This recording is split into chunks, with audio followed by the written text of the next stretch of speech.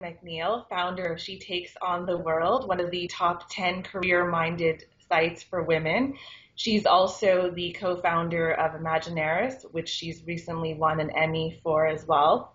And she's coming out with her first book, She Takes on the World, at the end of this month. So I'd like to welcome Natalie MacNeil. Woo! That's awesome. Thank you so much for having me, Sandy. My pleasure.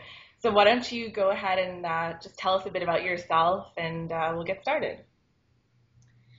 Well, I guess you gave most of it away in the introduction. So my name's Natalie MacNeil, and I have two businesses. One is my full-time business, Imaginarius. It's a digital media company. We do award-winning interactive experiences online, mostly for film and television. And then I have what I call my accidental business, and that is She Takes on the World Inc., which I started as a personal blog, as this little tiny blog with around 40 readers back almost 4 years ago now. And it's grown into this beast that has a life of its own and has taken me so many amazing places.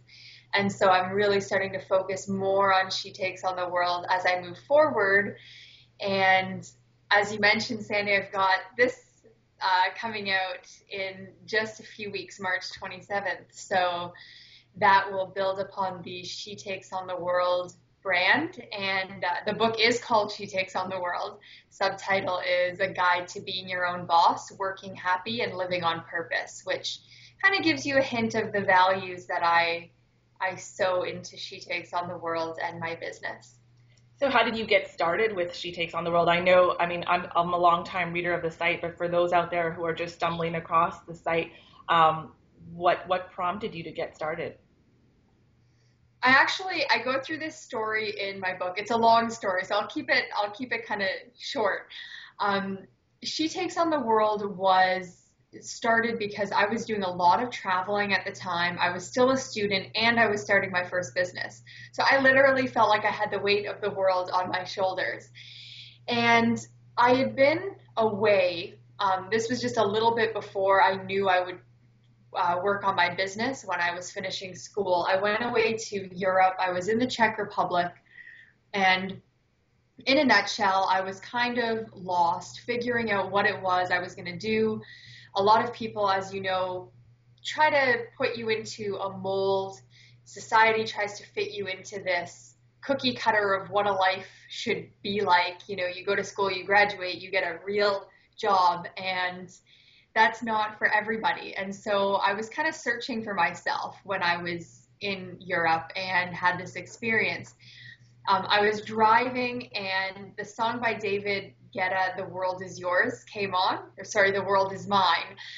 And then at the same time, I passed by this giant globe that was about 2 stories high. And I have the picture of it in the book, and it said, The World Is Yours, across the globe. Wow. And that was just my big aha moment. I stopped the car, I got out, I took a picture of it.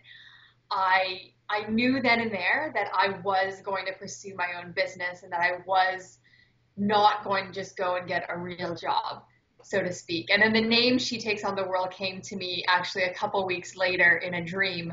And I woke up in the middle of the night. I tapped some notes into my BlackBerry, and I didn't even remember until a couple days later when I was going through my BlackBerry and saw that I had this note from a couple nights before. And then it kind of came back to me like, did I wake up in the middle of the night? What was I thinking about? And then when I actually went through it, I'm like, oh, She Takes on the World. And I actually got started on it that day. That's amazing. So I know that's still a long story. I'm sorry. Well, it's great. I mean, it kind of ties it all together, and it shows you kind of the progress of where you've gotten today. So I know also that like mantras and envisioning your success is a big part of what you do. Do you want to talk a little bit about that as well? Yes, it is a very big part of what I do. I'll actually, if you don't mind, I'll grab my little book here. Yes. So every year I create one of these guys, and it's called my Master Action Plan. I call it MAP, MAP. And it's essentially my I call it a bigger picture strategy, which is 5 big goals for the year, Hmm. broken down into at least 5 milestones. And each one has vision boards associated with it. So the map planning process is sort of vision boarding combined with strategic planning and goal setting. And that gives me this book, which essentially drives my entire year. So I have my bigger picture goals, I have the vision boards that are all incorporated, and it's what I look at when I wake up in the morning, and it's what I look at the end of the day, and it's what drives my daily to-do lists. Um, I really do believe it is the reason why I've been able to do so much and accomplish so much in a short period of time. So I'm a big believer in having big dreams and then just setting the milestones so that you can go after them and make them happen. So I'm a big dreamer, but I'm also a doer and someone who likes to actually make it happen. That's amazing. And I think you said it best there. You're a dreamer and a doer, because a lot of us, we get stuck in the dreaming part and we don't actually get to the do. So it's nice to see that you've laid out a really structured framework for yourself to actually accomplish those goals. So Well, go ahead. I think the doing part is the hard part. That's where people stop. That's where people leave their ideas at the door instead of turning them into an actual business, because the doing part is the work. People don't do the work. And if it's because you have really big dreams and they just seem overwhelming, that's why you come up with these strategic plans and have steps to make it happen, because you do everything in little baby steps and then you look back in a year and you say, wow, I did all of that in a year. There's so much that you can accomplish when you're focused every day. Mhm. And now, was the book always part of the big picture plan, or was that just a side effect of something that happened because of the blog?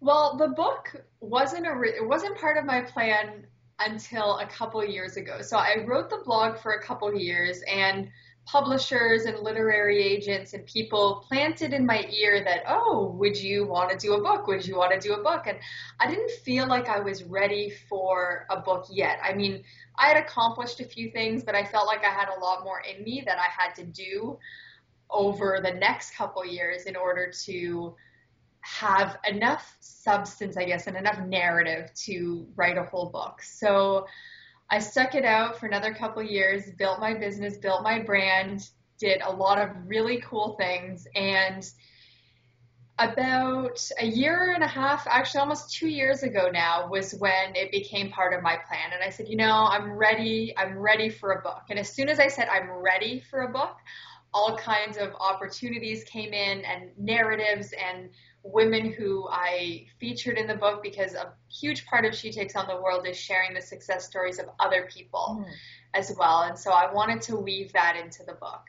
And it all just kind of started fitting together after I just said, hey, I'm ready for this book. That's amazing. Now, going back to the book, who should read this book? Like, who are you aiming to have as an audience for this book? So if you are a solo entrepreneur, if you run a home-based business, if you're a mom entrepreneur, if you have a micro business, so less than 5 people, or even a small business with, less than 50 employees, I think you can get a lot out of the book in terms of your planning and strategic planning and creating this map, because we go through exercises in the book to create your own master action plan, which is That's beautiful. what I use. And I think all of that is really great for when you're building a small business. Now, if you already are making millions of dollars, if you have a lot of employees and a lot of your own systems already in place, might not be the book for you. I mean, you can't write a business book that's going to appeal to everyone. So a lot of the She Takes on the World audience is made up of solo entrepreneurs and micro business owners. So I really wanted to gear it towards them and how they can achieve really big success and have a huge impact, even though they are a small business. Well, I think you're definitely a great role model for that, because you're living and breathing it right now. You're doing it. So who better to follow than someone who's shown that they can do it? Now, What about some advice for those people who are kind of on the fence or they're just new to the entrepreneur world? What sort of three tips could you share with them? Well, I think the first thing I say is that you have to just go for it and do it. I talk to so many people who are like, well, Natalie, it's not really the right time, or I feel like I need to get more experience, or I feel like I don't have my finances quite in place to be able to do it. And there really is no right time. If you are constantly coming up with excuse after excuse after excuse why you aren't creating this business, then it might not be the right path for you. You really do have to dive in and commit to making it happen and committing to shipping something. Mhm. And I think that's where a lot of people fail, is that they just don't end up running forward. And for me, looking back, I would rather say, well, I tried, even if I failed, than to say, oh, well, crap, that person turned my business idea into a successful business. Because I talk to a lot of people who say that too. I had the idea for this, or I had the idea for that 10 years ago or 15 years ago. If only I would have done it. And I don't want to live my life saying, if only this or what if that. I'd rather be able to look back and say, hey, I gave it everything I could. Sometimes I failed. Sometimes I succeeded. I learned a lot along the way, and it was a hell of a ride. That's great advice. So, what's next for Natalie MacNeil? I know the book's coming out. You said March 27th. So, are you going on a book tour? I'm not really going on the traditional book tour because then people have to travel and meet you. And Hmm. with internet these days, I rather meet with people online and do webinars and reach people that way so that I can actually talk to and engage with my audience. So yeah, my focus right now is definitely on the book. It's taking up a lot of my time. Natalie and I will be doing We Mastermind again this year, which is another big thing on this year's strategic plan, as well as doing a retreat in the fall. And beyond that, I've got a lot of projects in the works for She Takes on the World, a lot of multimedia projects, maybe a show in the future, whether online or syndicated through cable. We will see. That one's kind of hush hush right now. So, but there's a lot of big things coming up. Well, it's really exciting, and I look forward to getting a copy of the book when it comes out. So, I guess we'll be able to get it through the traditional channels like online, bookstore, classic. Definitely, yes. And stay tuned because on the 27th and 28th, for everyone who purchases a copy of the book, there are going to be some amazing extra bonuses that you get. There's also a backstage for people who buy the book. So there's extra videos and content and worksheets. And about 10 days before the book launches, we're launching a really big contest. And basically, you tell us how you are taking on the world for your chance to win a lot of amazing prizes, copies of the book, and the grand prize is worth about $5,000. So that'll be worth checking out in just a couple weeks. Amazing. So I'll be sure to recap that in the show notes, but it sounds like there's going to be a lot of buzz and a lot of things happening around your book. So I look forward to that. And I just want to say thank you so much for taking the time out of, I'm sure, a really busy day to come talk with me and share such wonderful insight. And I look forward to following your journey here on. So anything else? Thank you so much. Thanks, Sandy. Oh, you're welcome. It was nice to chat with all of you today. Bye-bye. Bye.